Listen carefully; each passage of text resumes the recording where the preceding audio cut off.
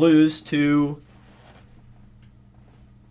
what was it? The first Mountain West team to make the Elite Eight ever. So, you know, Congrats, Mazel Tov. right. A few years ago we won the NIT, and then my thought was like, wow, Bama basketball is going to turn it around, right? We're going to really do something. And in the last few years, we've made the tournament. We beat a team we have no business beating, and then we lose to somebody that we have no business losing to. So, yeah, in typical Alabama fashion, we naturally lost to somebody we shouldn't have lost to. Surprise. Real shocker, I know. Oh, depression. Yeah, so in the game, I don't know if did you watch the game at all? I didn't see that one. No, I didn't So see that. the most upsetting thing about that game, right, is Miller, who is supposedly our best player, right, top 5 NBA draft pick this year, comes out, starts out like 3 for 16, 3 for 15, something like that, right? We're down like 7 points with 2.5 minutes left. And then with about a minute to go, right, we pulled it within 2.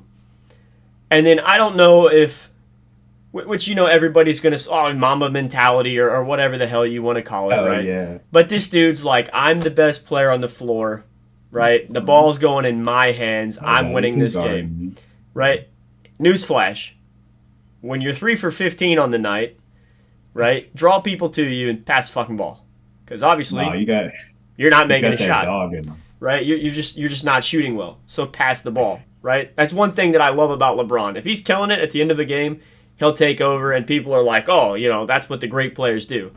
But if he's not having a good night, he'll pass the ball to Ray Allen to hit a corner three and win a title, and people will be like, well, he won because he doesn't have killer instinct and he passed the ball and somebody else made a shot. Gives the ball to Kyrie, who's wide open. Like, he doesn't, you know what I mean? Like, it's absurd, man. Like, no, the guy just knew it wasn't his night. Like, if Miller passes the ball, we're down 2 at 1 minute left. We have a legit shot at winning that game. Instead, he comes down, he jacks up a 3, nothing but iron. Right, we go down, have a good possession on defense. He comes down, gets the ball, jacks up a 3, nothing but iron. And then we go into like free throws, right? And then San Diego State wins the game. And in my mind, I'm just like, you got to be better. If you're the best player on the team, you got to be better. Um, Not to sidetrack from the Bama conversation because I know we're going to get into the NBA. We always seem to Yes. put this into everything. But did you see what Chalmers said about that shot, about the Ray Allen shot? Hmm. He said that he was open, and if Braun would have passed it to him, could have hit nothing but net. Moving on. He said he was. Yeah. No comment there. It's just, I love the confidence, it's man. just Oh yeah. casually. We're just gonna Ten move years on from later, that. like, yeah, man, you know what? Uh huh. Yeah. Yeah. Yeah. Yeah. Yeah.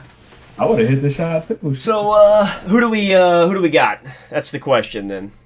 FAU, baby. FAU. That's who you think's gonna win the whole thing? Oh yeah. Yeah, I think averaging like 80 plus a game. I think there's no way UConn's not winning. I'd be very surprised.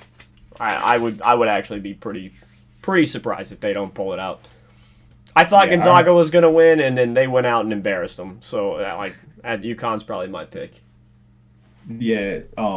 It actually hadn't dawned on me till we were doing a little bit of talking before we started here, and yeah, you made a good point that they've been beating teams by like 20 plus consistently, Yeah. and nobody else is doing that. It's actually Yeah, if kind of they a if they were a dominating one line. seed, right? If they were Yeah. Alabama beating people by 20, I would say, Mhm. they're probably beating bad teams. But as a 4 seed, you're beating other teams who are middle of the pack by 20 plus. You Mhm. probably shouldn't have been a 4 seed. Yeah. But I mean, sometimes March Madness, that's all it comes down to is seeding. Yeah. Like, you have. Let me pull it back up. If you go look at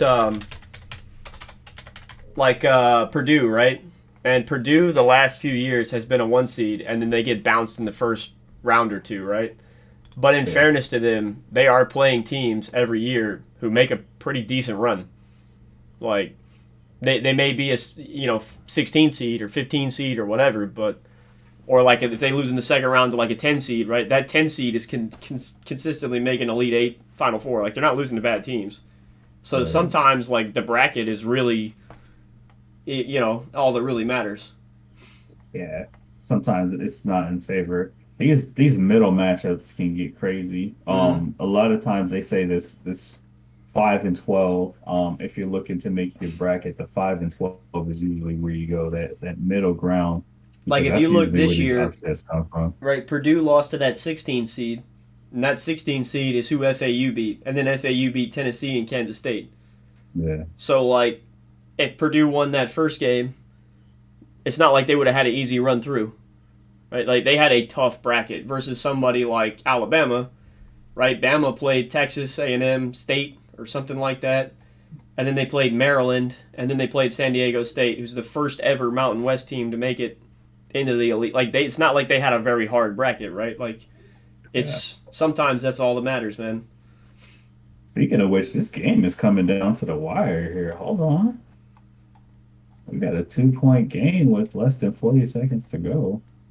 Oh, right on. Oh my goodness. I hope we get a final shot highlight somewhere in here.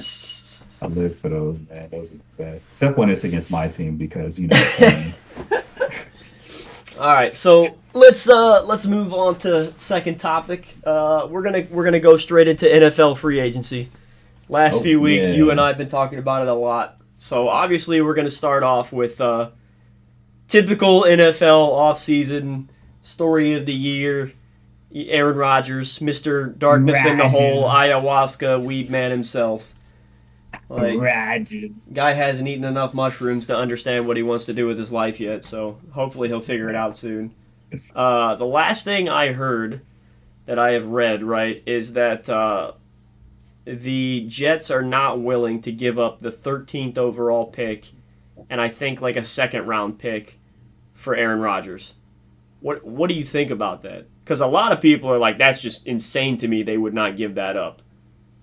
Yeah, and this is something that I wanted to ask you too, like the leverage of it all now. Because if I'm Aaron Rodgers, I don't go on the Pat McAfee show and come out and publicly say that this is what's happening, regardless of how many people know it or not. Because once you do that, I think you lose a lot of the leverage of the mystery of what's happening behind the scenes. No, because then I don't think so. Why is that? Because who really has the leverage here? I think now it's like, well, obviously, because like if the Jets are like, well, he wants to come here. I mean, but you're looking at it the wrong way, right? The Jets have the leverage here. That's why the deal hasn't happened. Because now somebody looking at it from the outside, right, is probably like, oh, right, like Green Bay's never going to trade them, or Jets are never going to give up these picks, right? But the Jets are smart, right? Because at some point, unless Green Bay can find another suitor for Aaron Rodgers that he agrees to, right, they're not getting anything back for him at all. Because you know what's going to happen if they don't trade him? You think he's going to play in Green Bay this year? No. He's going to retire. Yeah. And then when he comes back, like, he's going to force them to trade him. He will retire. So if you're Green Bay, right, people don't understand. They have to make a deal soon, right? Because if you're going to trade him for draft picks, you don't want draft picks next year, right, to evaluate Jordan Love 2 years from now. You want draft picks in this draft so you can get people that you can evaluate Jordan Love with. That way, next year, if you don't have a quarterback, you can draft one. You don't want to, like, as a franchise, especially the Packers, right? You do not want to take a year where you just tell your fan base, well, we couldn't get a deal done, right, for picks this year, so we don't really have any picks, so we're just going to evaluate them with what we have, and if we can't get enough info, well, we'll just run them back again next year, and we'll rebuild 2 years in a row. Yeah. How many fans do you think are going to be like, well, fucking sign me up for that? Like, not a lot, right? Nah. So, like, if you really think about it, the Jets have the leverage. But I think that's the point that I was getting at. I may not have put it the best way, but now the Jets they have all the leverage, so they don't have to jump through hoops to make all the crazy deals that the Packers want. They're like, well, what are you gonna do? You either let them come to us, or you lose them for nothing. So yeah, they're holding all the cards now. So But now, so sort of, right? Because he can retire, right? The same way that like Brady, right? If right, Brady is still under contract with the Buccaneers and he retired, and then like the Raiders wanted him this year, when he mhm, comes back, he can't just go to the Raiders, right? He can only come back into the league and play for the Buccaneers because when he retired, he still had a contract with them. So they would right, have to trade him, right? So it's not like Aaron Rodgers cannot, because he has 2 years on his deal or whatever, just retire, sit out for 2 years, and then come back and go to whatever team he wants. If he comes back into the league, he has a 2-year deal with Green Bay. That's how that works. yeah. So but now, thinking about it too, through this conversation, it actually makes me think that it's actually a pretty smart move. I'm actually like, flipping on this a little bit because actually a smart move to say that Mm-hmm. because now you back the Packers into a corner, Mm-hmm. and He's smart, man. Like for mm, all the stuff that people give him about, like what I was joking about, right? Going in the dark room and mushrooms and whatever. right, Like he is a very very smart man. He came out and said, "My intention is to play in New York this year mm, for two reasons. One, to let the Packers know if you don't send me there, I will retire and you will get mm, nothing for me. And mm, number two, right, he's letting everybody know that's what he intends to do so that if it doesn't happen, he doesn't look like the bad guy the team does. right, Like, yeah, and you have the Jets making moves that shows you that they're going to make that trade. Right? Like they went and yeah, signed Alan Lazard because Alan Lazard wants to play with him and he wants to play with Alan Lazard. That would not yeah, have happened unless Aaron Rodgers told them, like, this is what I want. They're going to make moves over the next few weeks, I guarantee you, that are going to look really weird. But that's because Aaron Rodgers told him, I want to play with this guy. I yeah, guarantee it. You're going to see it. uh, Like, and my gut says at the team meetings in the next few weeks, they're probably going to make the deal there when the general managers are like meeting face to face. But right, for me, if I'm the Jets, I'm not trading him until I'm sitting there on the clock on the 13th pick. And I'm going to tell Green Bay, like, if you want this pick, right, you're going to take this pick and like a fourth rounder, mm, right? Because if you trade him at the team meeting or like today, right, they're probably trading that pick and like a second round pick or another first round pick, right. maybe even. But if you wait until the pick is there and tell Green Bay, like, it's 13 pick and a fourth rounder next year or nothing, you guys can let him retire and we'll find someone else. They're going to take it. They just will. Yeah, man, because then the other side of that is what we've been talking about the whole time. You lose them for nothing, Exactly. so He's just going to you gotta quit. put them. Like, Yeah, do you think Aaron Rodgers cares about his legacy at this point? No, nah, he he's doesn't never. have to. There's no world, right? Okay, so if he had 5 rings and he was close in stats to Brady, right? Could he go to New York this year and win the next 2 Super Bowls? Sure, he could. Is he going to? Hell no. So an average year in the AFC, right? What do you think that looks like? I'm talking about just playoffs, right? There is a guarantee, not a maybe, Kansas City. not a maybe, right? There is a guarantee that he is going to play 2 games against one of, right? The Bills with Josh Allen, the Chiefs with Mahomes, the Bengals with Joe Burrow, or Miami with Tua. And I'm telling God, you right no. now, when Tua was healthy this year, Miami was the best team in the league. They looked like they might go undefeated before he got concussed 7 times.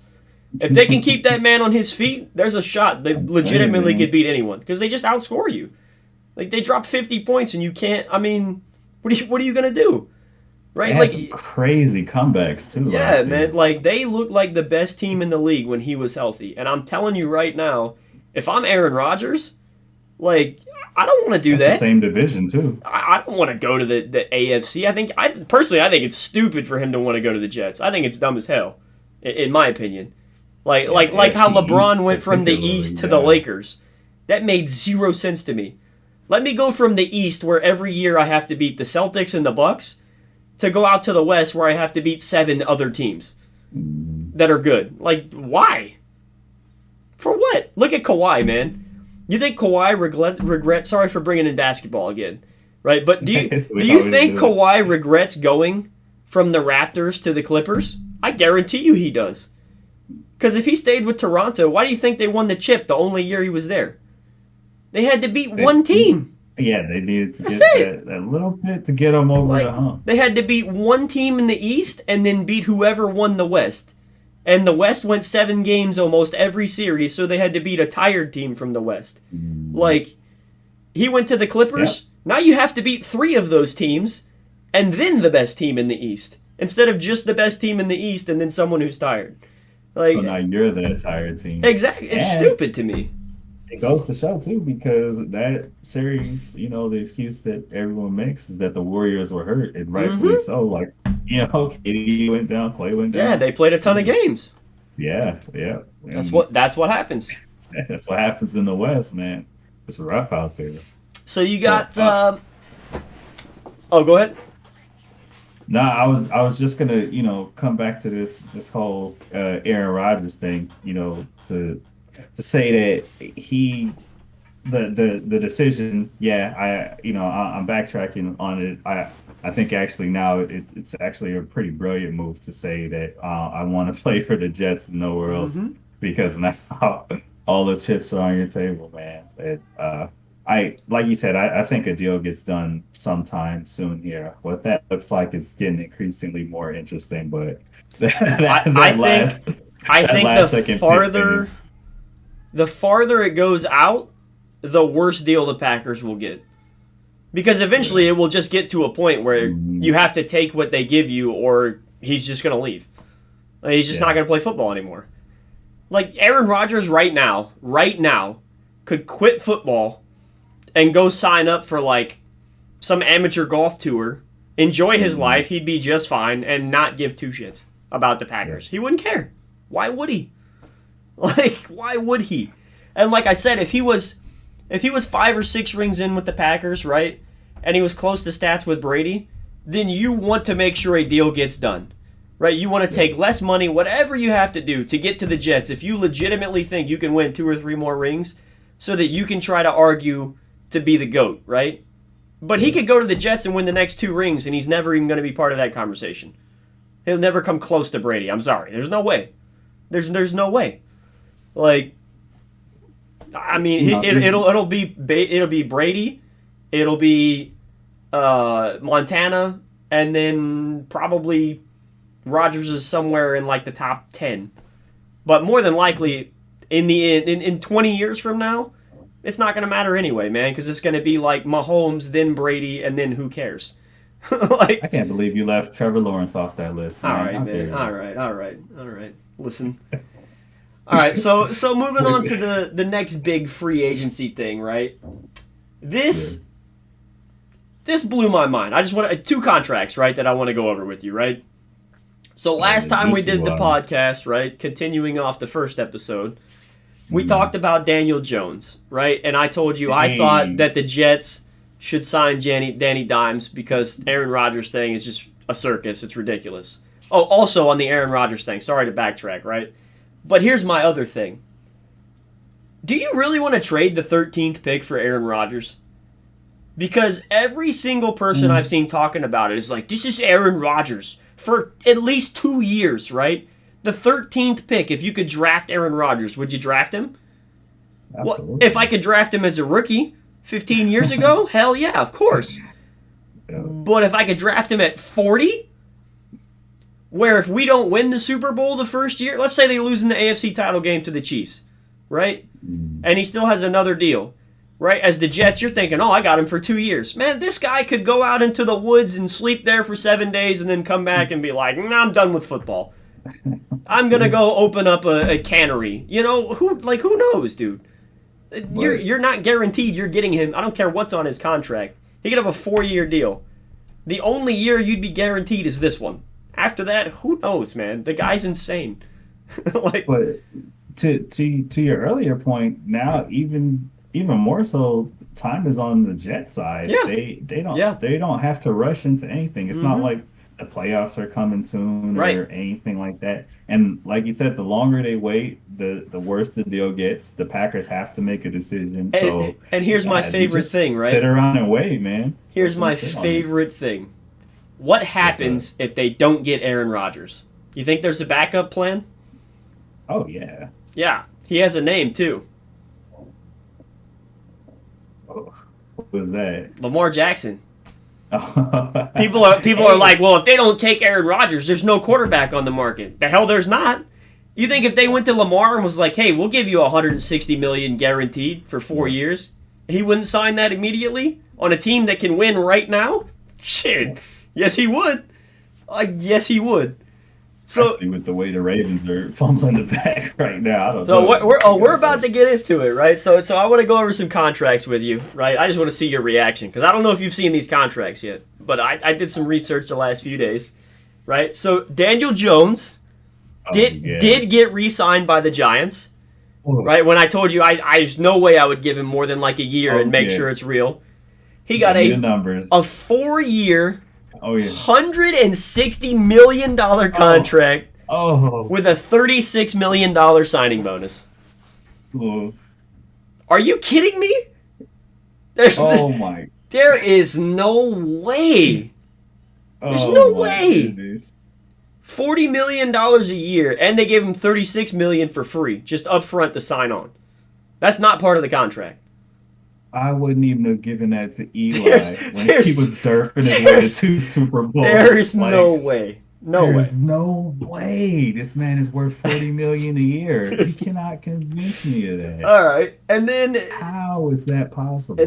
my man, right from the Niners, my used to be hero man, Jimmy G, Jimmy G. got 3 years, $72 million from the Raiders, an $11 million sign-on bonus, and I pointed this out to you earlier, free sex for life from the Chicken Ranch brothel right outside Las Vegas. Thoughts?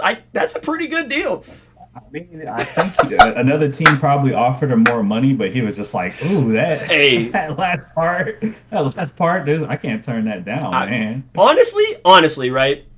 I'm gonna be real with you, right? I don't want to turn this just keep it like a family show, right? But I'm just saying, if you went into negotiations with the Jets, right, and they're like, all right, 75 million, right, and a $13 million sign-on bonus, or you went to the Raiders and they were like 72 million, $11 million sign-on bonus, but this place right outside of town for the rest of your life, right? You just sign in and pick one. I mean, how much is a lifetime membership there, right? You probably can't buy one. I'm just saying. Like, no, Yeah, all jokes oh, aside, man. When I read that, I thought it was hilarious. I also I had to do some research. I didn't know that was a thing. That blew my mind. Blew my mind. Yeah, that blew my mind. Like, oh, I'm he's telling flying you, all the way to Europe, huh? that's what sent it over the edge. Man. That's what. So do you think the Raiders can win more with Garoppolo than they were winning before with Derek Carr? They could, You think so? theoretically, There's no way.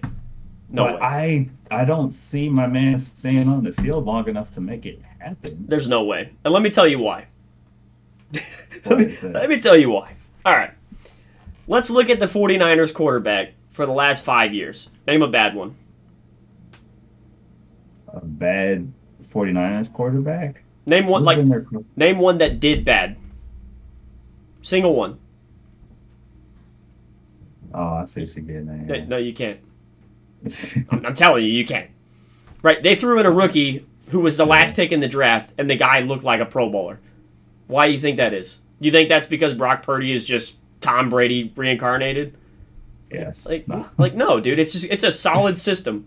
I'm not even being funny, right? I can sling it a little bit. You've seen me throw, right? I am not an NFL quarterback, right? And I'm not trying to make some bogus, bold claim. I am telling you, man, an amateur quarterback could go out with that team. They're not going to win 12 or 13 games like Brock Purdy could. I am not saying the guy's bad. He's clearly good at what he does, right? But you could take somebody right now from free, like put Teddy Bridgewater on that team, or even Zach Wilson who the Jets don't want because he's horrible, right? Are they still a 9 or 10 win team? Yes. Yes. With that defense, they got to score 14 points a game. If you're telling me you can't do an end around or some screens with Deebo Samuel and these guys, the tight ends that they have are amazing. They got 2 good running backs, 3 or 4 great receivers.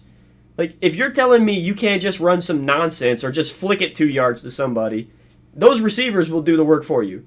I promise you they could get 14 points a game, even with a scrub. Oh man, that fourth string guy was looking kind of rough in the playoffs. Well, yeah, but they had Christian McCaffrey running quarter. He can't throw. That man can't throw. No, they had what's that Johnson kid? Josh Johnson. Josh Johnson. Yeah, that was rough. Okay, I said a quarterback. Quarterback. Ooh. Ooh. That guy's been on like 16 teams or something. He was so bad they put the hurt quarterback back in there just to be hurt. Let's not relive the game. I can't. I could not believe. I can't. Like, oh man, that's a blow to the ego for real. Look, I would rather have this guy hurt. That game that game really hurt me, man. I think they only put him back in because they were down by so much. Yeah. Well, I mean, I guess that doesn't make sense either. I don't know.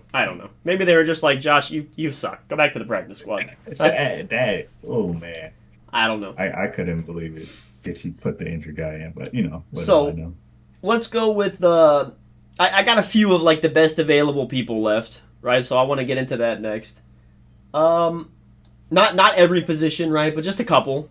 So quarterback, obviously, Lamar Jackson. Right, clearly the best guy who's available. Turned down a 3-year, $133 million deal from the Ravens. It was all guaranteed. And yeah, and everybody freaked out. Everybody lost their mind, right? They're like, oh, 40 plus million a year. It's all guaranteed. You think that was smart? I would have took the deal, but I'd like to hear your thoughts. I don't think he wants to play in Baltimore anymore. That's the only real thought that I could have, right? Is I think he understands that they do not let him play football, right? They make him play to a system that has not worked, that does not work, and he wants to go somewhere where he can just play football the way he wants to play football. Yeah. And my instinct tells me that with a new stadium, right, some new management, new coaches, he's probably going to wind up in Atlanta. I'd be pretty surprised if he doesn't. They don't have a quarterback.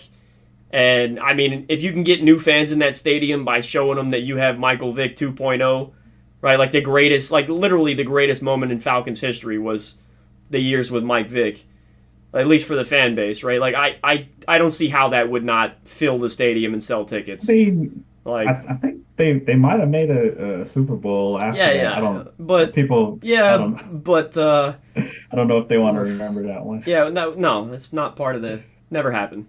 Never happened. Ugh, gosh. So, I mean, other than Atlanta, which to me I think makes the most sense. Like, what other real options? I mean, I think if the Jets do not land Rodgers, they have the money. Like, I just don't know that he fits the way. I mean, I think he can fit anywhere, but I don't know that he fits the way they want to play with the receivers they have now. But I don't know, like, what other real, like, where else could he really go? I mean, to me, but I mean, everybody tries to put out their own twist on things, but according to a lot of people, that deal was just hearsay, and there was never actually an offer on the table. They tried to like float that out to sources to make to put some more fuel to the fire against Lamar. He turned down this huge guaranteed deal, but one side says that deal never even actually existed. They're trying to put that out in the universe. I mean, maybe. What if somebody like the Panthers wanted them to do a sign and trade? Trade him for like the first pick or something. I just don't see the Ravens really.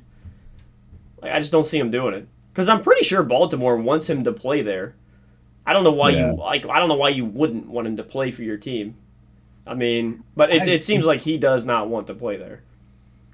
Yeah, I mean, if that's the case, if he really did turn down that fat contract with that guaranteed money, to me that signifies that he doesn't Yeah, want to he be wants to there. go anywhere else. Um, but at the same time, I don't know, the truth of the matter. It doesn't seem like the for whatever reasons that the Ravens want to keep him around. Like they're trying to. It's like, yeah, if we could get him or if we could hold on to him, great. But if not, oh well, Right. we'll figure something out. They don't seem to all in on trying to keep him around, which is kind of confusing to me because he's given them the most success they've had in years. And even if it doesn't pan out, the buzz that it puts in seats, the ticket sales, everybody's riding a hype train. Like he makes the spectacular plays. He's a draw. I don't understand why you don't want to, bring that guy back. At least, to run it back a little bit more, and at least reap the benefit of just the spectacle, if nothing else. But I'm not owner for, I guess, that reason. I mean, so looking at this list, I'm looking at cap space for the next year, right? So if you look at cap space for people who can afford 45 million a year, which from what I've read is what he wants. He wants 45 million a year guaranteed, and I think he should. I think he's worth it. I'd pay him. I'd probably give him 4 years to see what he can do. My guess.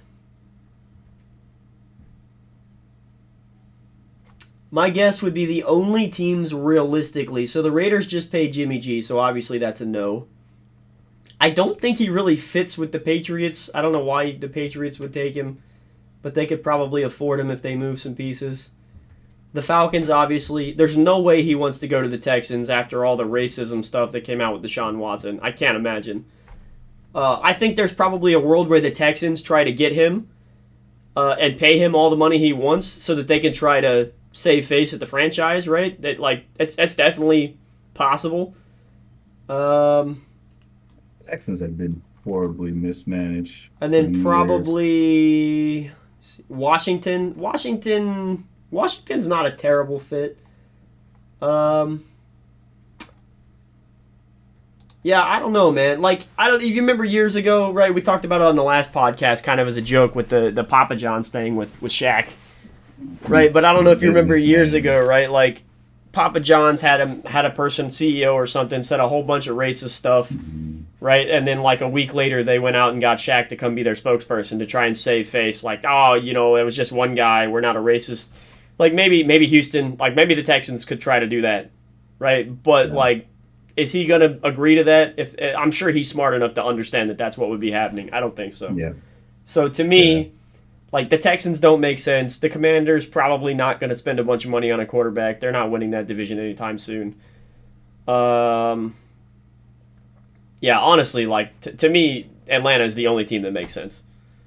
It really is. And and maybe that's part of the reason why the Ravens have been sort of, cautious with this because they realize that There's just really not there's any suitors. yeah, there's really not a market. As much as we're like, you know, oh man, he's such a great talent. He could fit in so many places. It's just But the the demand for what he wants is but just not I aligning will with what I teams will tell have. you based on the conversations that he's had, the interviews that he's had, and watching him through college, that man has some very high morals and stands his ground.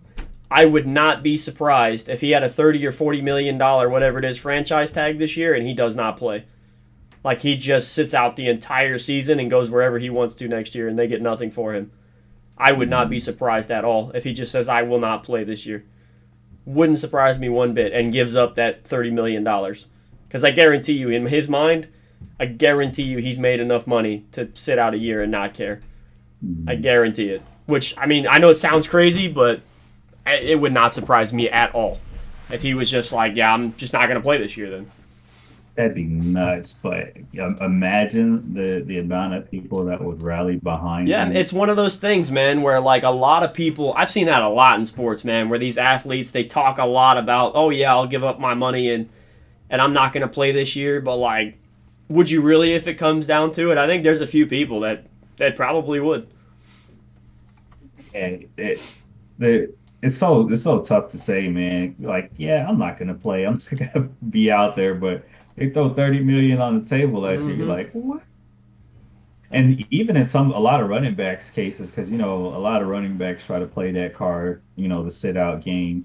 But they realize how short their career is and how the market for running backs it's really at like if you're not named Derrick Henry, you're really replaceable My in a running back my game. man, good transition. Not even on purpose. That was not. I like it. Look, man, I already I know what's like coming it. next. All right, so best running back left, and you know my opinion on this guy, right? So this tells you how little I think of the running back market this offseason. The best running back left available right now. Who is it? Uh, Derrick Henry? No. Hell, I think the running back market was amazing if he was the only one in it. The best running back available right now, left in free agency, is Ezekiel Elliott. So I mean, man, the bar this year is if you don't have a running back already on your team, I guess you're just throwing the ball this year. Like, or you better draft a running back or something, because my goodness, there's nobody, man. I'm not trying to hate on the guy, but man, he's not. If that's the best one left, we're in trouble. Like, it's not a lot on the It's table. so crazy, man. And like you got 5 years of a premium running back, and then you just throw them to the wind. So it's like it Yep. doesn't make sense to sign them to big long-term deals when it's Yeah. like, look, if we got the guys up front pushing people out of the way, then we could put anybody back Yeah. there. Yeah. You Well, if you know, look around the league right now, man, who are the running backs who are doing the best? All right, so let me rephrase that, right? Because you got Derrick Henry, who's a freak of yeah. nature. That's different, right? But are the Titans ever going to win a Super Bowl with Derrick Henry just running the ball down somebody's throat? The answer is no, right? The answer is Especially not in flat out today's no, league. especially not in the AFC. Because one of those games, right, they might beat the Chiefs. Maybe they beat the Chiefs in the first round, right? Their defense holds up, right? But then the next week they play the Bengals. Let's say they beat the Bengals, right? 14-10 because their defense holds up. And then they have to go play Miami or the Bills. Like, you think 3 games in a row against those teams, somebody's not going to drop 30 on you, you're high. Like, you're not going to win the game by just, you know what I mean? Like, it's just not Right. realistic, man. Like, is he great? Yes. But right now in the league, right? And I'm happy because my team's got 2 of them, right? Debo Samuel's not a running back, but let's be honest. In today's league, he might as well be, right? But Debo Samuel, Christian McCaffrey, these guys who are like all over the field, right, can just run through the holes that your line makes. That is who you need at running back, right? The Chiefs got a dude out of nowhere. Yeah, Pacheco. They got a dude out of no. He came out of nowhere. All he is fast. That's it. He's just fast. Like, does he run people over at full speed? Yes. Is he gonna meet some linebacker in the hole and just hit the hit stick? Absolutely not. He doesn't have the size to, right? That's a Derrick Henry What the thing. tight end is for. Right. But when you have Travis Kelsey and these linemen open you up a 4-foot hole, hell, I could run through it and get 8 yards. He's going to get 25. Right? Like I could get through there for 8. I mean, come on, man. That's what the league is going to. And yeah, and the craziest part with how crazy talented Derrick Henry is, they almost actually did the damn thing on his talent alone. Yeah, That's but the what did it wild thing come about it. but what did the game come down to? The game came down to they were behind, they had to drive in Mhm. limited time, and they had to have somebody who could make a play passing the ball. And lo and And behold, Tannehill wasn't the guy. Weird. Surprise. and some questionable coaching Well, decisions as well. fair enough. On top of that, I mean, quarterback play aside, there's something to be said about these decisions that Vrabel has been making in these playoff games. So I don't know. So best receiver left, right? The list I came up with, I wanted to say OBJ, right? Because if he's healthy, I think he's really good for any contending team. I would I'm pretty be sure he's not. I would be fairly surprised if this year he doesn't wind up in New York with Aaron Rodgers on the Jets, which would be kind of wild considering he was already on the Giants. But I would be kind of surprised if he was not like a third or fourth option for the Jets, playing like, maybe just like certain downs or something like that, right, to keep him healthy. I'd be surprised. I think that's where he'll wind up. He'll definitely wind up on a contender. He might even wind up somewhere like San Francisco.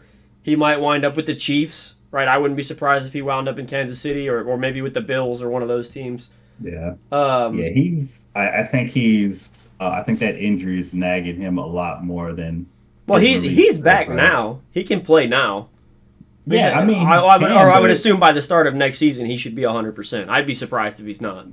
He can, but I honestly think that teams are seeing something, with the medical reports, with something with him practicing, the amount of time that he can be on the field has given him a red flag because OBJ is a top tier receiver when healthy, and for teams to not pull the trigger on him is making me think that there's something else there. Well, he might just want more. I don't know how much money he's looking for, but I mean, again, you could say whatever you want to the press, but he came out and said that the reports of him wanting 10 to 15 million is false, but teams are trying to give him the minimum like million to something like that. Yeah, I wouldn't take that if I was him.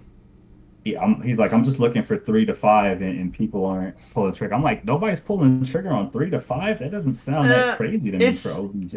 So for me, right, I think it would be one of those things where like middle of the season before free agency is over, if you see your team is in a contention spot, right, and you can bring him in and he's healthy, then maybe you pay him that. But like, are you going to pay him that for a whole season where he might get injured in the 4th game? Like, probably not. I think that's weird too, because these teams they'll pay that on like a commercial or something. Oh yeah, for sure. Well, I mean, if you're going to give Daniel Jones 160 million, you might as well give him 3. I don't. That's so weird to me. To me, if I got OBJ asking for 3 to 5 to see what he can do for a season, I'm rolling the dice on that. That doesn't seem like a big gamble to me. Yeah, I think that's fair. I think that's fair for sure. That just seems, I say that actually seems like a low price because like 10 to 15, I would say like maybe you think about it, Depends on where you're at or something. Right, but like 3 to 5, that's not that expensive to me. I think 3 to 5 is a decent shot for a contender. Like, yeah, man, let's see what he got. I'll see why not. But that's why I think there's something going on with that injury that's making teams cautious because I don't know why you wouldn't pay 3 to 5 for OBJ. But. Yeah. So what I wound up with as my best receiver available, right, was Marvin Jones. From the Jags. That's the Jags number 1. Sorry, I yawned. I don't know why. But for some reason, the Jags have not re-signed him. I don't know why. I was just about to say, I thought he was already re-signed. No, not yet. Unless it just happened. I don't think so. Wow. When I looked a few days ago, he was not. I'm sure you're right, but I just automatically assumed that he was already back with them. I didn't even give him a second thought, honestly. But yeah, I mean. Yeah, not yet. I don't know why, but I mean, I think if I'm the Jags, I'm probably keeping everything that was useful last year. They had a pretty good run. Just run it back. Well, I mean, they got football Jesus, so they ain't got really much to worry about. All right, man. Listen, the Giants are going to be a problem this season. Shaw, you gave Daniel Jones half of your cap or more. You're not going to be a problem ever. Relax. Oh man, he said, relax. They got Saquon and Danny Dimes. That's it. That's all. $160 million. Your defense is gonna get ate up, get eaten alive. All right, moving on. Okay, but besides that, you don't have any money left to pay people. You need someone to throw the ball to. He needs someone to stand in front of him and stop these 400-pound dudes from getting in his face because he can't throw the ball under pressure to save his life. Listen, man, just give it to Saquon. I didn't. Well, yeah, nobody did. So best on defense, right? I'm really surprised Kansas City has not re-signed Frank Clark. I don't know if maybe he wants too much money or they think he's too old. I don't. I don't know, but he's been a Pro Bowler like with 3 out of the last 4 years or something. So I was kind of Yeah. surprised, and he's been pretty insane. So like I don't know, but What's he asking? I didn't look, to be honest. And then Okay. the other one I found was Jadeveon Clowney. So Is he? this is what's killing me, right? So the Browns released him because he said he didn't want to show up. Now here's my problem, right? Second time you left Deshaun Watson. Jadeveon Clowney is one of those guys, right? Mm. Where, and I can pull up the highlight right now because I remember it like yesterday. He's one of those guys where if he wants to play, he can do anything on the field, right? There was a game where Carolina played, and his team fumbled the ball, right? They didn't. They got a bogus call, right? And his coach told him, like, go out there, take that ball back. We need to win this game. And on the very next play, Clowney threw 2 dudes into the ground, stripped the quarterback, threw him 6 yards down the field, picked up the ball, and went down with it. And then Carolina won that game. Like, South Carolina won. Like, that man has that potential on the football field all the time. I've seen him do things like that all the time. Even in the NFL, right? When you put him across on the Browns from Myles Garrett, I thought for sure they were going to just destroy people. 100%. But Clowney can't stay on the field because he's like Kyrie, right? He's too busy just doing stupid shit that doesn't make any sense, right? Just Man, does he like, think the earth is flat or something like that? these Like, what's going on? these there? pro athletes like this guy who have all this talent, right? Like there is some kid watching you right now, right? With all this talent, watching you waste yours and thinking like, "Oh, this is okay, right? I can just be a complete idiot." Right, and just waste it. And then, there's the other kid who wants nothing more than to play in the NFL, but is never going to be as good as you, right? And he's never going to make it in the NFL. And you are over there just wasting, just basically wasting your God-given gift, right? Like you are playing a child's game for millions of dollars. When 80% of America is like breaking their back, right, to make ends meet. You are playing a child's game for millions of dollars, and your only job in life is to not get in trouble, show up to practice, and play on Sunday.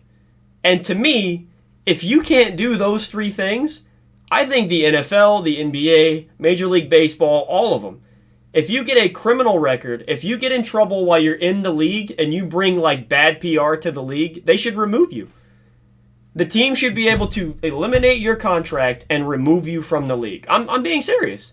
Like, because these guys, like, I feel like a lot of these pro athletes, right, get in trouble. Like John Morant, right? To go back to him. A lot of these dudes get in trouble, right? Because they don't understand that what they are doing for a living is a privilege. It is not a right. Right? And it can be taken away from you at any point. It should be able to be, right? But some of these guys are so good, like John Morant, right, that this dude can go out and get in trouble 55 times over the next 5 years. Guess what he's going to be doing 6 years from now? If he's not in jail, he's going to be playing basketball somewhere. He's going to be hooping. Right? Which doesn't make sense to me. Because then they wonder, like, why can't this guy get his life together? Like, because we as a people, like, we let him. Right? We let him do it. I can't get with this argument for one reason and one reason alone. Look, man, we would not have a team if this rule of yours was sure we would. Like there would be no players on our team. Why? What? How many times has LeBron James been in trouble with the law? Oh no, I'm talking about the Cowboys. Okay, so you would have to draft people who are not in trouble all the time in college. Actually, not that you wouldn't have a team.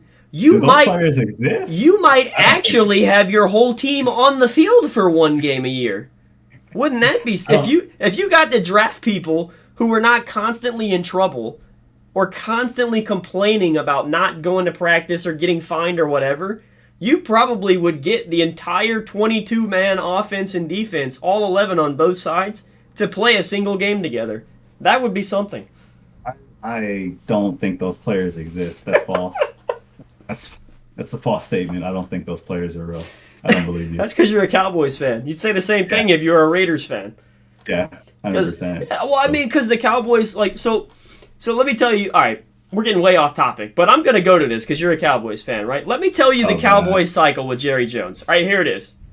You're never going to win a Super Bowl as long as he is there, right? But you will always be a playoff team because your division sucks, all right? Now, where does that put you in the draft? Right in the middle, right? Mm-hmm. All right, now, unlike the 13th to 18th pick, who is the general pick there? It's usually the guy who is extremely good, but 80% of the league is not going to take a chance on him because he has all this other stuff. And then Jerry Jones is like, whoa, I can't believe this guy dropped to 14. Come on home, baby. Oh, piece of candy. Come on home to Dallas. Yes, sir. Oh, piece of candy. Right? And then right behind him for the last 20 years, you got the Raiders owner who died, who used to do the exact same thing as Jerry Jones, right? Run the whole... His son is picking up the slack. Right? But like he used to run the team the same way Jerry Jones runs the Cowboys. They'd pick 13, the Raiders would be in the playoffs, but never win the first game. They'd be picking 14th, and he'd be like, "Oh, can't believe you fell to 14, boy. Come on home." Yeah. Like I'm telling you, man. I'm telling you. You act like I'm being so serious. It's funny, but I'm being so serious. You'd have 12 teams be like, "Man, this running back from Ohio State, oh, so good. He's been arrested twice. He's beaten up some women. He sold his jerseys to make some money, kind of illegal. Yeah, we're probably going to pass on this guy because he's probably going to be something wrong with him, right?"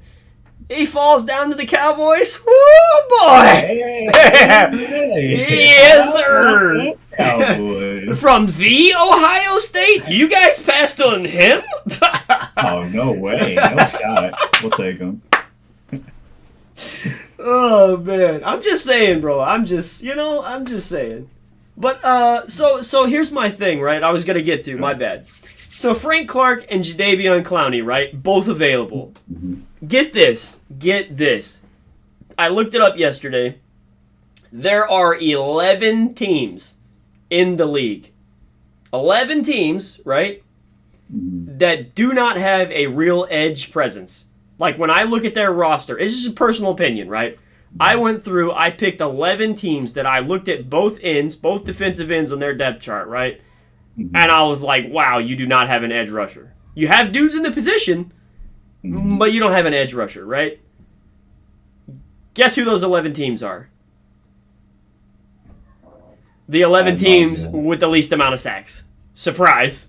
Oh, wow. Surprise, because defensive ends get the most sacks, right? That's just a thing right now in the league, right? Edge rushing is amazingly important. All right, check this out. What would you say if any of those 11 teams was like, you know what? Frank Clark is a Pro Bowler, big contract, right? Which is fine. And then we could pair him with Jadeveon Clowney for a few $1 million and put them on the two ends. Dude, your edge rushing just went from 0 to 100 like that. If you can get Clowney to be on the field. Now here's the key for me, right? Frank Clark has been in the league forever. Right? He's an old timer. I think if you're looking for a mentor for Jadeveon Clowney, who has been in the league for a while, but still, if you're looking for a mentor, here he is. Oh man, that's another point we brought up last podcast. The veteran presence, man, that's huge. To me, I feel like if you're gonna take one, why not just take them both? Like, I can't argue with that logic, honestly. I looked at that. I was like, man, the best two players left. I think I'd take them together. Yeah. Makes sense to me. Roll the dice, man. Yeah, I think it makes sense. And then the other defensive player I looked at, linebacker, the Rams have still not and they probably will not, right? They didn't re-sign Leonard Floyd. And I think they didn't because they want him to go somewhere where he can have a chance to win another Super Bowl. Which, good on them, I think. I think they understand they have no chance. what's going on with Aaron Donald, man? Is he like they're talking about retiring and not coming back because Who he wanted knows? to retire after the Super Bowl, but they're like, Yeah, I well, don't bring know. it back because. So I don't know what's happening with that. Not sure. Maybe on the next episode we'll see what's happening. We'll talk about that. I don't know honestly. Um, But so the I have last no the last idea. thing I saw was he was supposed to be coming back, Okay. but my assumption is he'd be coming back to get traded. I don't imagine he's going to come back and just play for the Rams. Like, what do they have? I mean, who do you think's going to start for the Rams next year? I Like had no idea. So every they got rid of Ramsey. They got everything tells me Matthew Stafford's going to be their starter, right? But my assumption is you're like I think middle of the first round. Why wouldn't you take somebody like Will Levis from Kentucky and just let him go for it? didn't didn't Von Miller take a contract somewhere else too? Yeah, their whole team is gone. Yeah, Everybody is gone from the Super Bowl yeah, team. Um, and yeah. I then wouldn't have been upset. the final spot here, which kind of blew my mind actually. Special teams, right?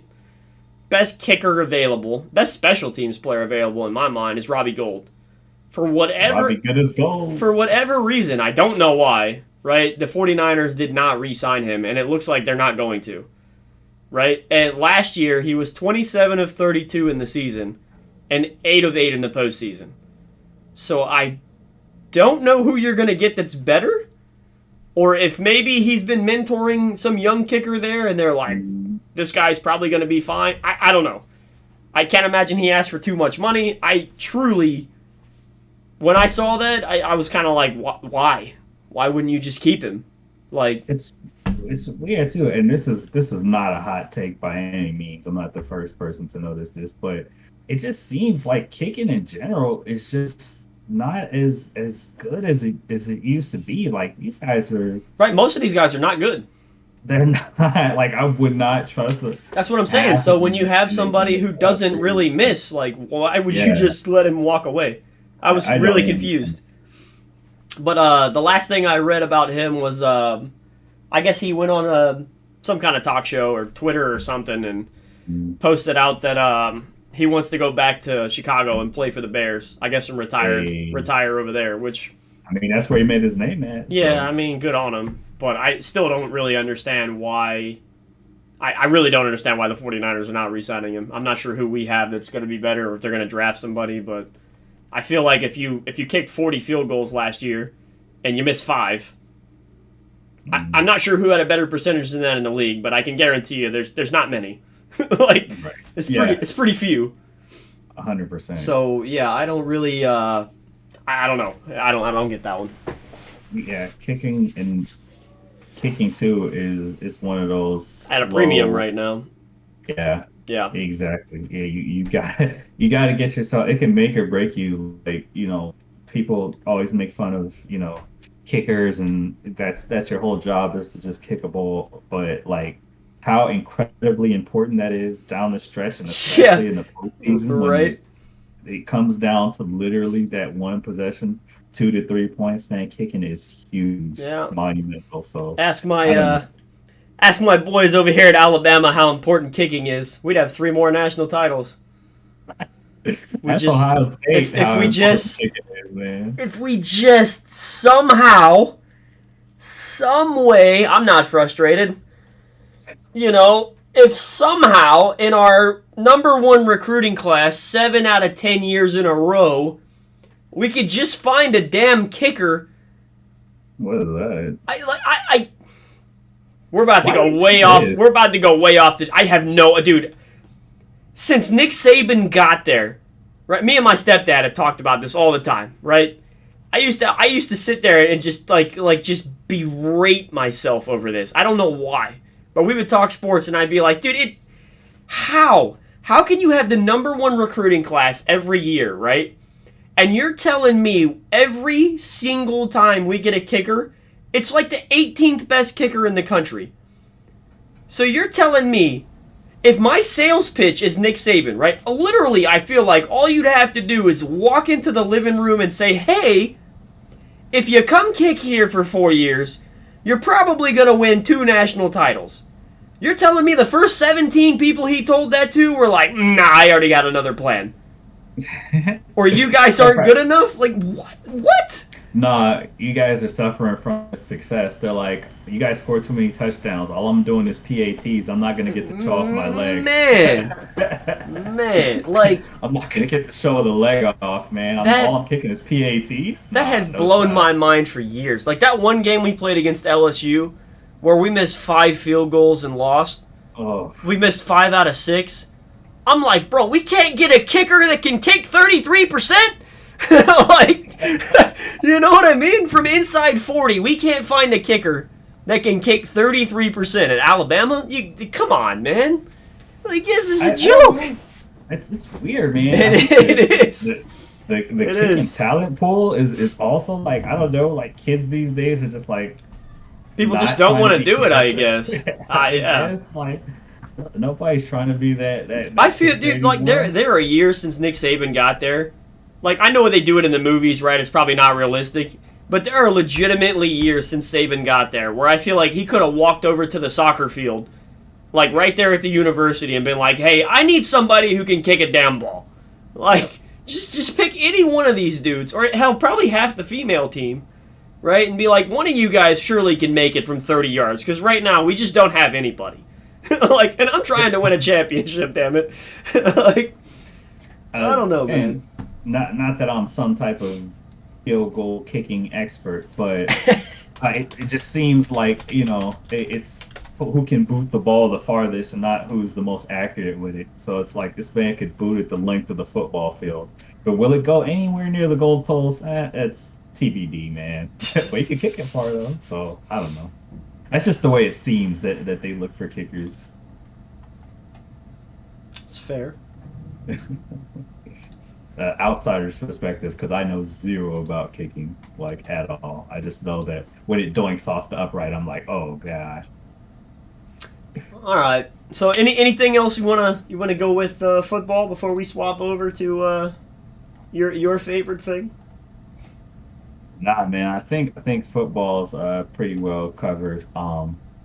Trevor Lawrence for MVP next season.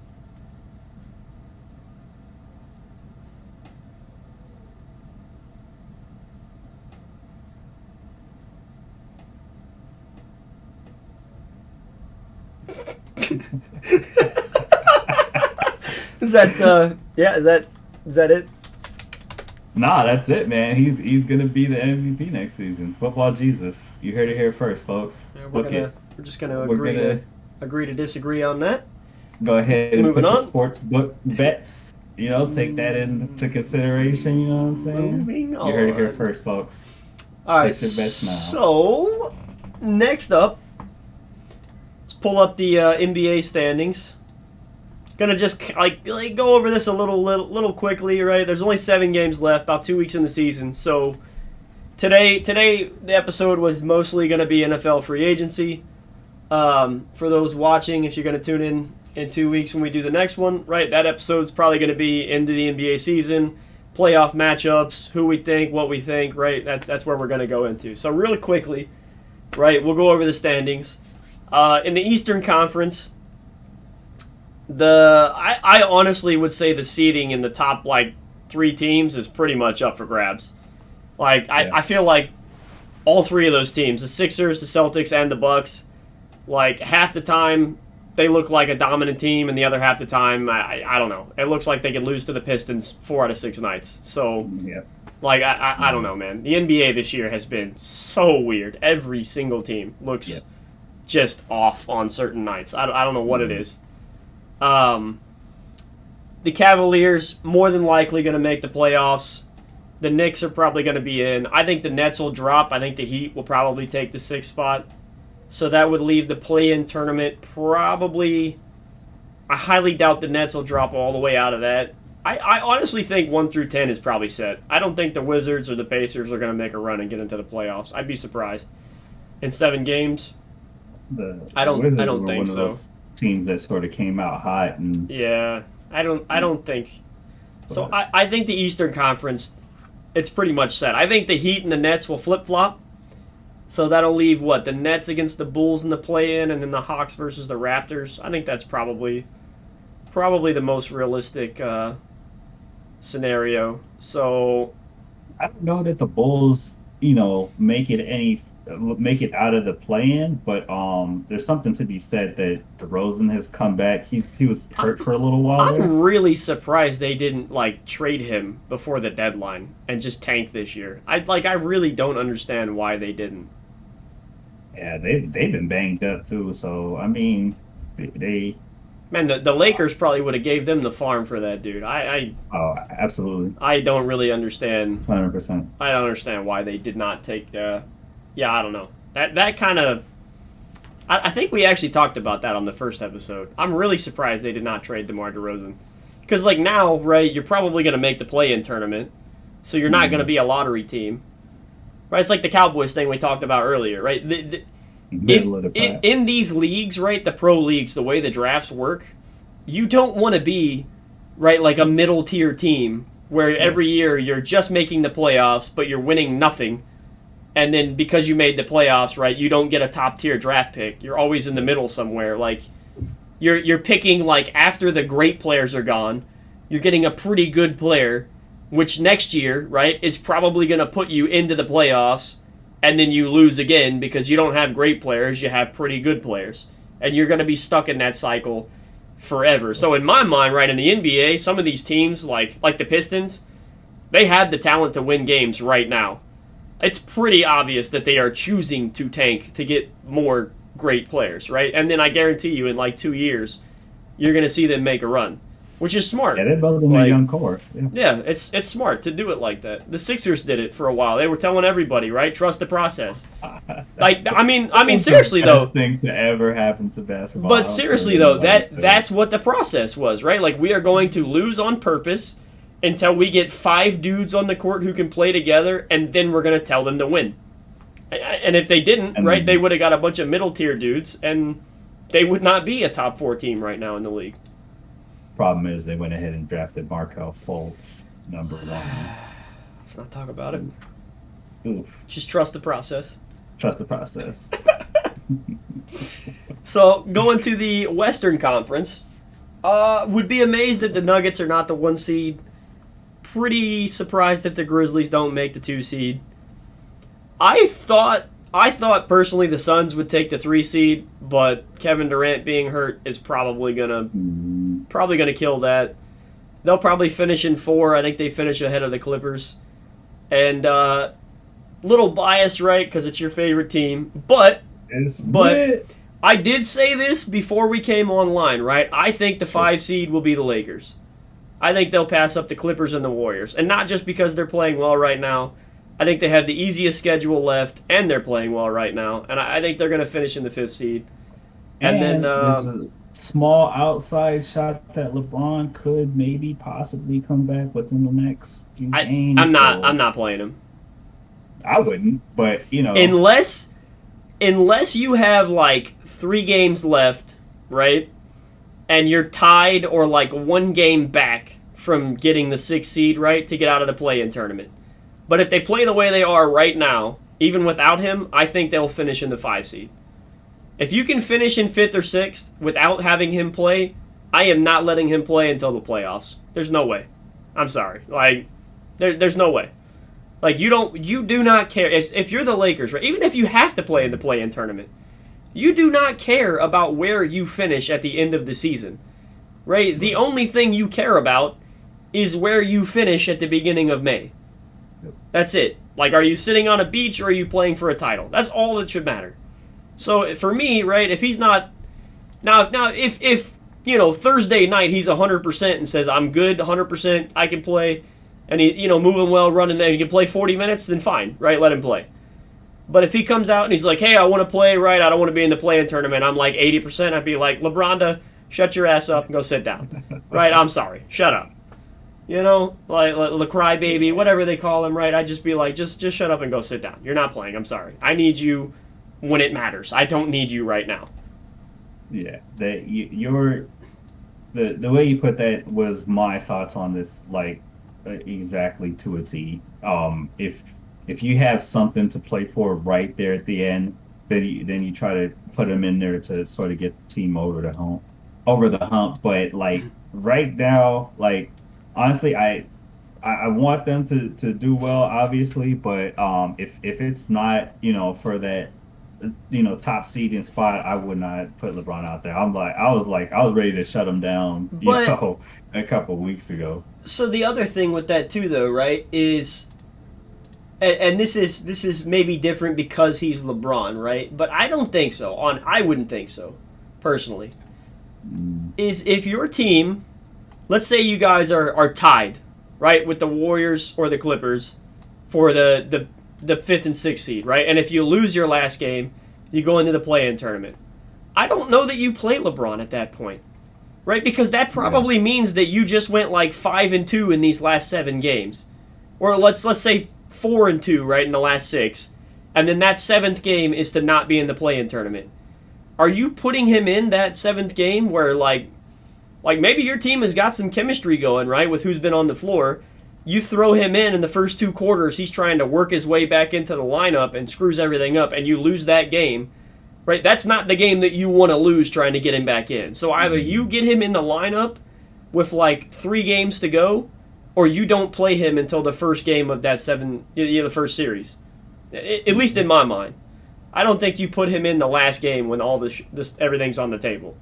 Yeah, I'm so cautious about, especially with how injury plagued the Lakers have been, to just like not like look, don't even breathe on this man until something interesting happens. Like I'm so cautious about putting him out there. Like it really has to. Like I have to. If it was me in the seat, I would have to be thoroughly convinced that he's ready to go first and foremost, and B, that it's worth it and it makes sense within the scheme of not just now, but like going forward, with the next season too, because you don't want it to be something that plagues and lingers on into next season. They still don't come back healthy. So yeah, absolutely. Now with LeBron, right?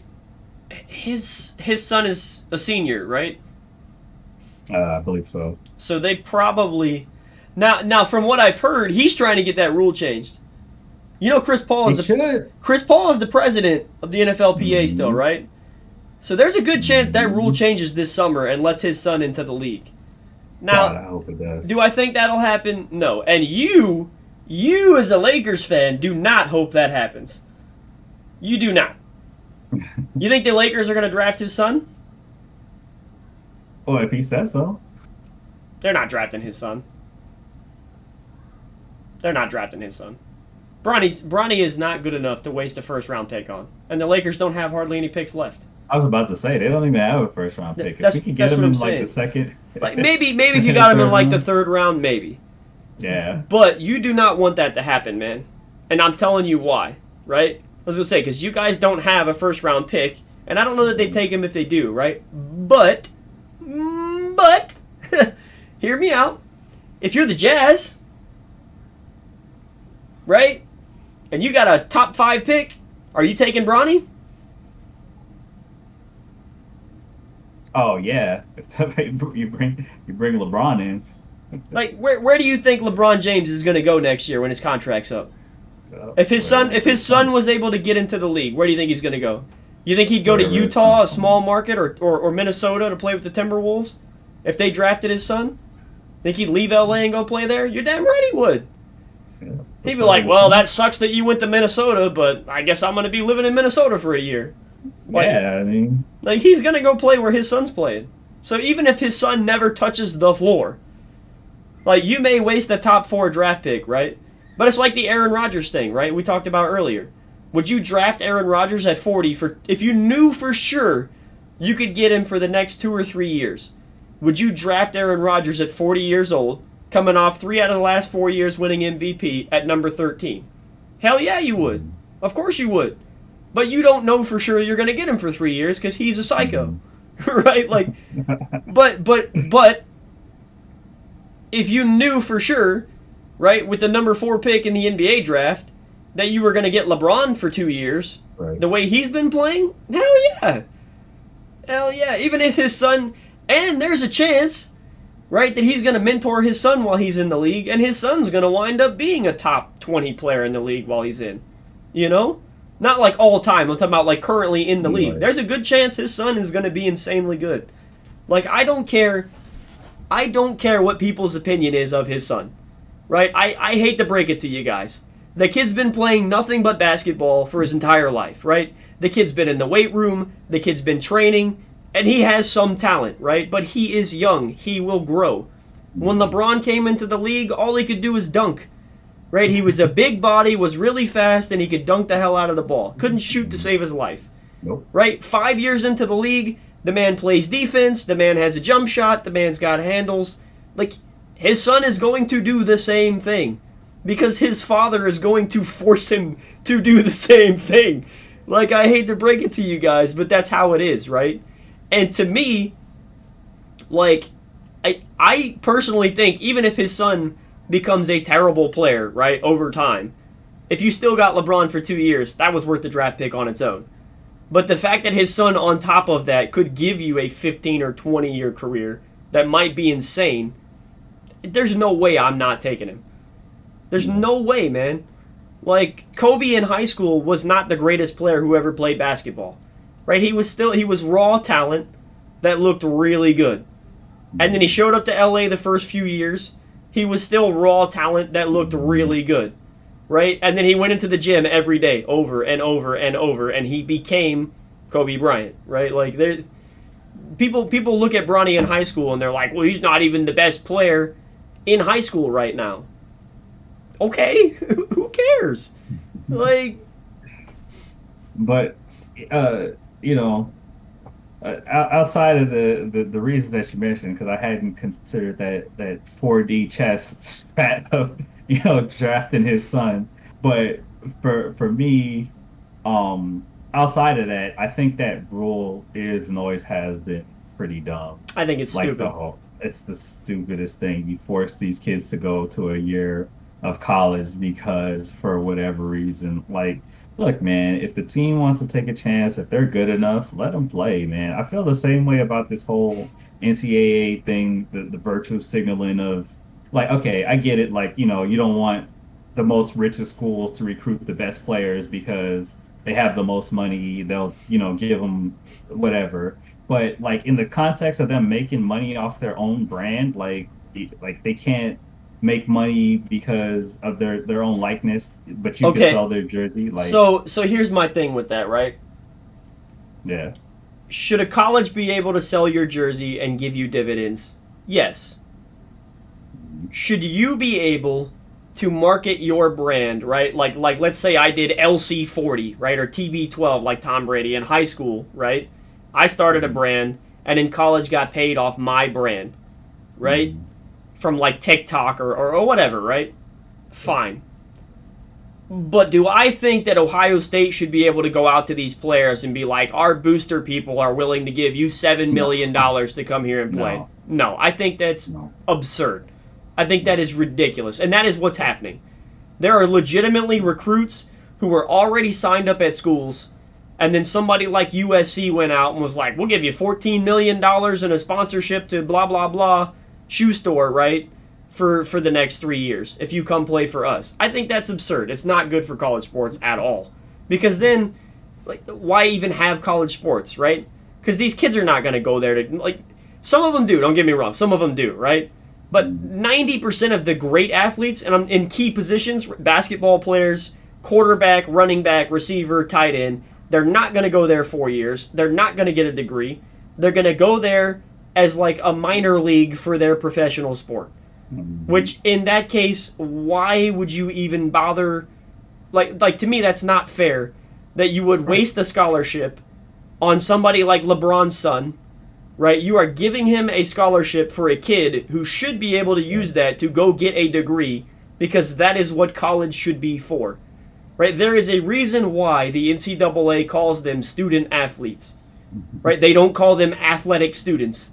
They call them student athletes, right? Because the point of it is to go to school and get a degree, right? Because, and like, we're getting sidetracked again, but it's okay, right? Like, this is actually an important topic, right?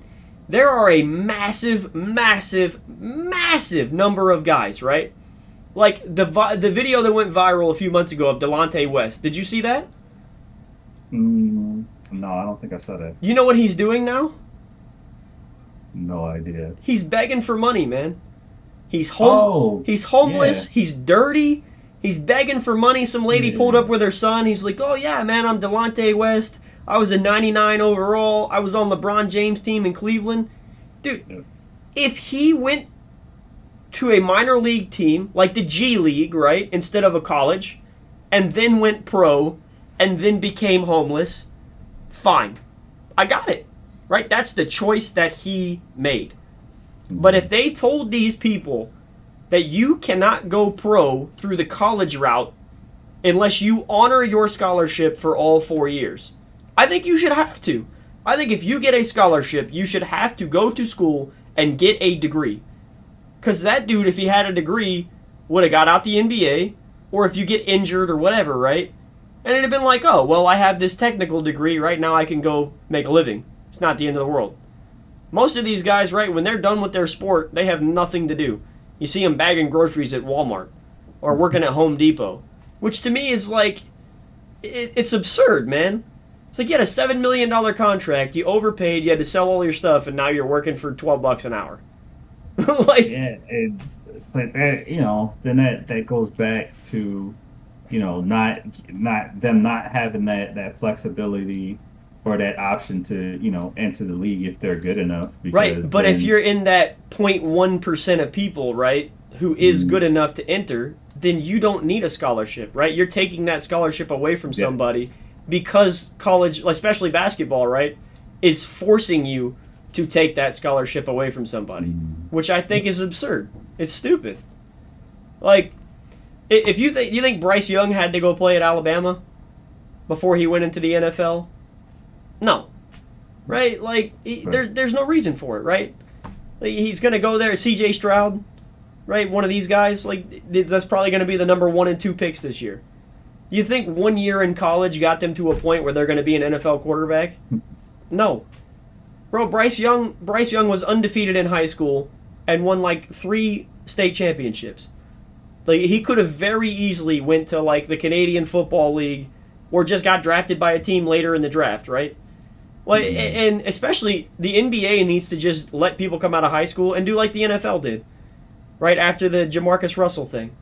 Make it where the top bunch of picks, right, they get a small deal, and then after like 2 years, if they are good, then you can sign them to a real contract. Like, the problem with the NBA is they don't want players coming out of high school, a team giving them $45 million, right, and then the kid's terrible. Like, when they get to the pros, right? Because there's going to be players when they drop that rule who are small-bodied, right? Or they play in high school, but they play in like, say Wyoming or something, right? where like the high school talent is not as good or what. I'm not saying they're terrible in Wyoming. I don't know, but I'm just throwing out a random state, right? Like, let's say they're terrible there and you're the best player from there. But then you get into the league where people are from everywhere and you just can't play, right? But in Wyoming, you average 55 points a game, so someone gave you $40 million. That's not fair to the teams. That's why they got rid of that rule, right? They wanted to see people play in college against collegiate level athletes, right? D1 athletes. So it does help the teams, but if you just put in the same protections that Major League Baseball and the NFL already have, like, you don't have to worry about it. It's not an issue. Yeah. So I don't know.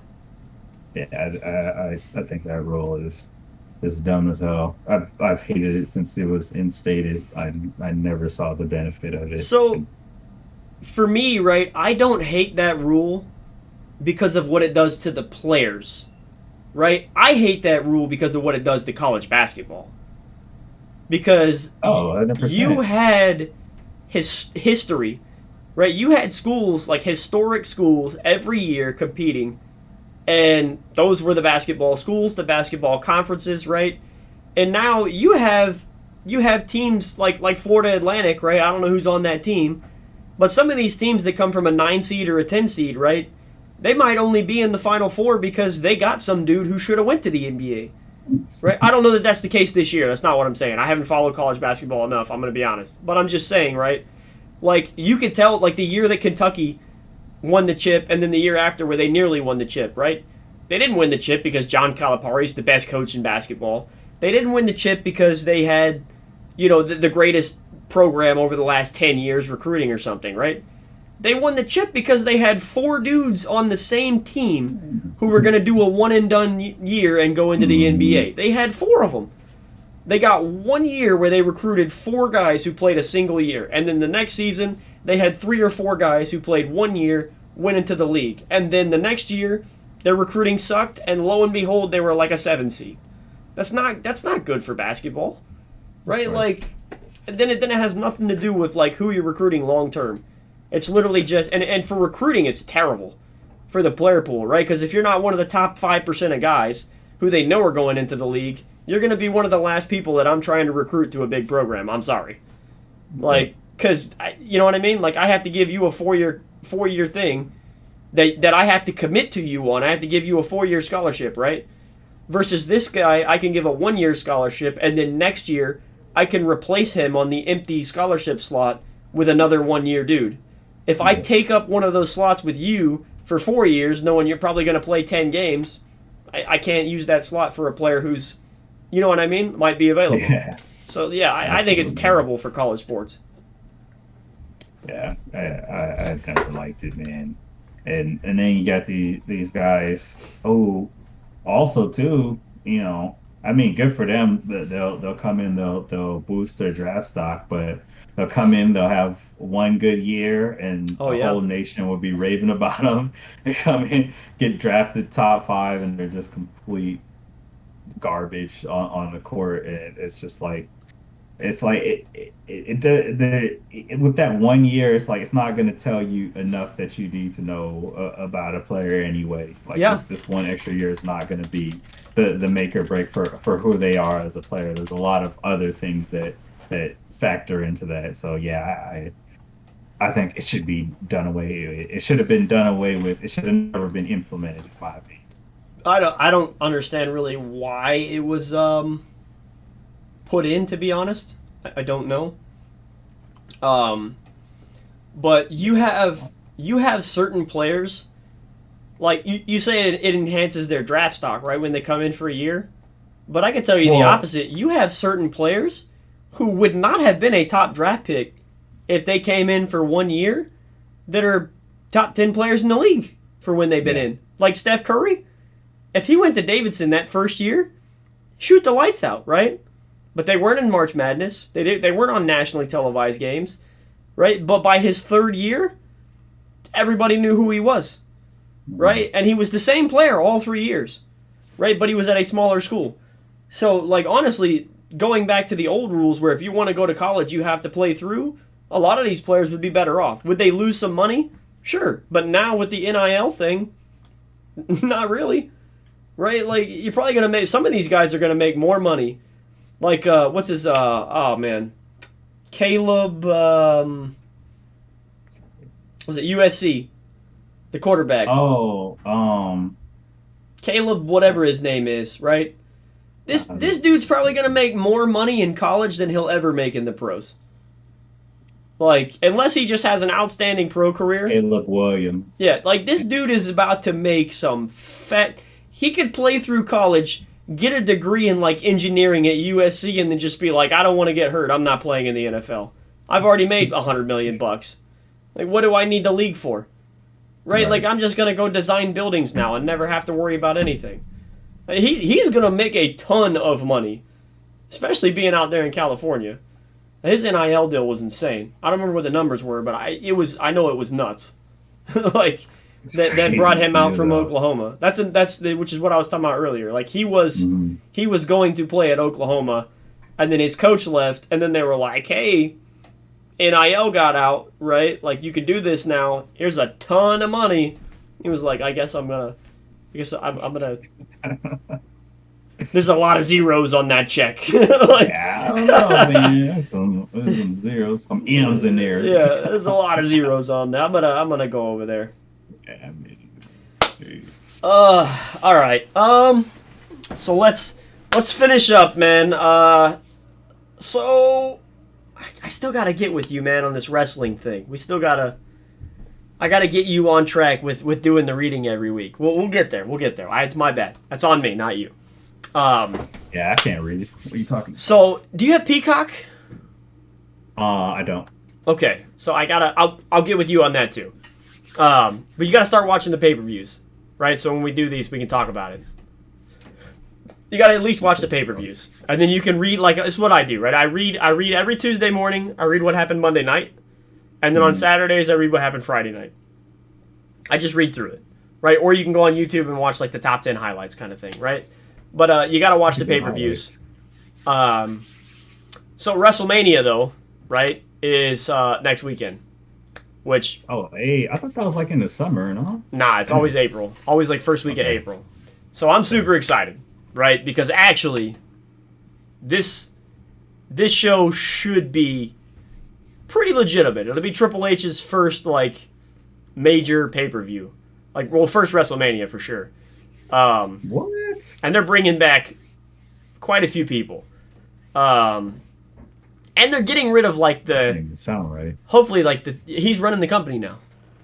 He's running Triple H is? Yeah, he's running all the creative and everything. Oh man, Vince I've McMahon been paid gone like a long time. Yeah, Vince McMahon paid like $17 million in hush money to a bunch of women that he slept with or something. So he's gone. Well, he's back now because he's trying to sell the company, but he's not he's not involved with creative or any of this stuff. Triple H is running it now, and it's actually so much. It's good. It's quality. It's a good show. If you like TV, it's good. Is he still with what's her name? Linda? No. Okay. I don't think so. I could be wrong. I don't think so though. I don't think so. So right now, right, Sami Zayn and Kevin Owens, I don't know if you know who they are, but they came into wrestling together, and they've been beating the mess out of each other for years, but in real life, they're like best friends, right? So it's super cool to me. They're going to wrestle together against the Usos, which is The Rock's cousins. It's Rikishi's kids.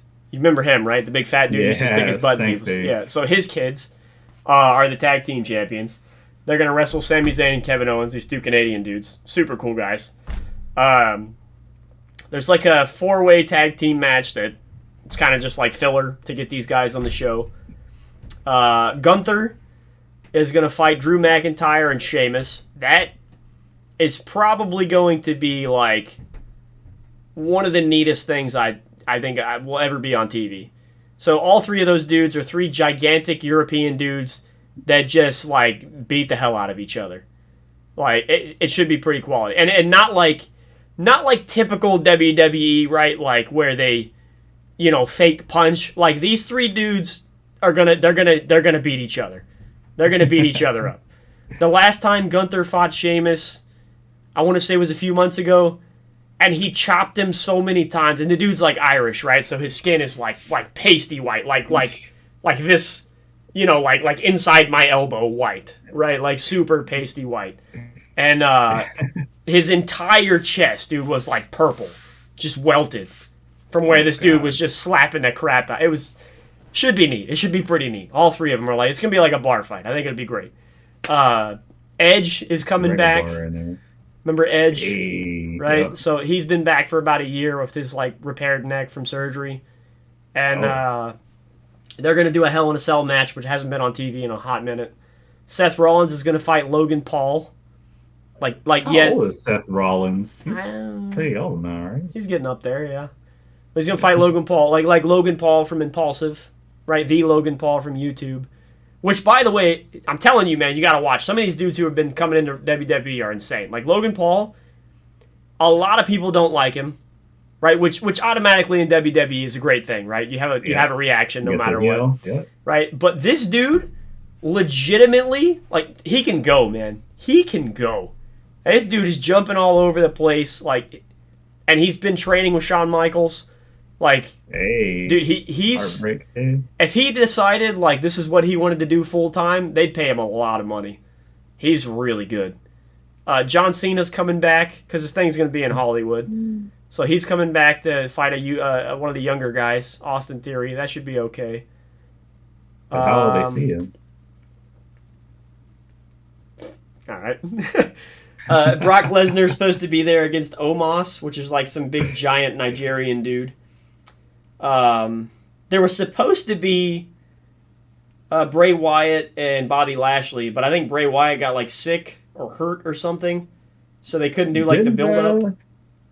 didn't Brock Lesnar have a whole thing? I mean, of course, these things change, but didn't he have a whole thing where he hated the WWE for a while and Yeah, he went to he UFC and yeah, he said he came was back. never wrestling again? Oh, okay, Yeah, he cool. thought money talks. Oh, absolutely. There's a lot of M's in Yeah, there. he's been back for a Couple of while. zeros. Okay. Let's see, Bianca Belair versus Asuka. That should be good. Oh, that's my Charlotte favorite Flair female versus wrestler. Rhea Ripley. That should be pretty good. And then Roman Reigns is fighting Cody Rhodes. And I talked to you about that one last time. I'm really interested to see what happens because, I mean, like I said last time, right? Cody Rhodes is the one where like you're gonna send everybody home happy and right everyone's gonna care. And the Monday that follows, right, he's gonna come out and everyone's gonna cheer and everything's gonna be great, right?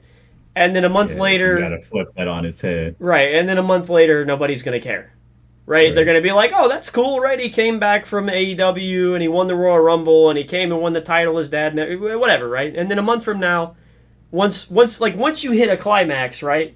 And this is with anything in life, right? You have the build up. Once you hit a climax, there's only one way to go, right? And that is down. Right? So either you can keep building it up by having him lose, and then eventually win, probably like SummerSlam this year, like 6 months from now, where your climax is going to be on a slope like this, right? And then it's going to come down. Like usually things go up a hill and come down the other side at the same speed, right? On an even hill, right? Versus if you do it right now, you have now built that hill like this, it's going to come down at the same speed, right? Like there's going to be a rapid drop off where no one's going to care. Right, and so for me, like we talked about, and we'll the next episode we do, right, we'll have the results of this. We'll see, but I would be very surprised if they have him win. I hope they don't. Honestly, I hope he wins, right? Because the side of me that likes the dude and loved his father, I hope he wins. Like just to see the moment, right? But the side of me that's like, I hope he has a good, next 5 years of his career before he retires, Right. says I hope like hell he loses, right? So that he can win in 6 months and have another good 4 years after that. But Right. yeah, I don't know. We'll see, man. Yeah. So I think that pretty much covers everything for today, unless there's something else that you have in mind. Nah, man, I think we covered it all. Trevor Lawrence for MVP. We can't end on that. Can't end with that.